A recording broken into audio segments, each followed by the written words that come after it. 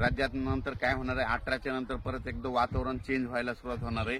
18च्या नंतर काय होणार आहे, मग हे नांदेड जिल्हा झालं, लातूर जिल्हा झाला, अक्कलकोट, सोलापूर, उदगीर, निलंगा ह्या शेतकऱ्यांचं काय झालं, पाऊस नसल्यामुळे त्यांचे सोयाबीन थोडं सुकत आहे। तर त्यांना सांगू इच्छितो की 18च्या नंतर तुमचं नांदेड झालं, धर्माबाद झालं, बिलोली झालं, नायगाव, त्याच्यानंतर इकडं त्याच्यानंतर जळकोट, त्याच्यानंतर अक्कलकोट ह्या भागामध्ये मग 18-19 पासून जरा चांगलं तुमच्याकडे पाऊस पडणार आहे। कारण की काय होणार आहे, 18च्या नंतर तेलंगणा, आंध्र प्रदेश, तामिळनाडू, कर्नाटक तिकडे पाऊस पडत राहिल्यामुळं आपल्या महाराष्ट्राच्या सीमालगत ह्या पट्ट्यामध्ये पाऊस येणार आहे। म्हणून त्यांच्यासाठी म्हणजे लातूर जिल्ह्यातल्या त्या बॉर्डरच्या शेतकऱ्यांसाठी आनंदाची बातमी।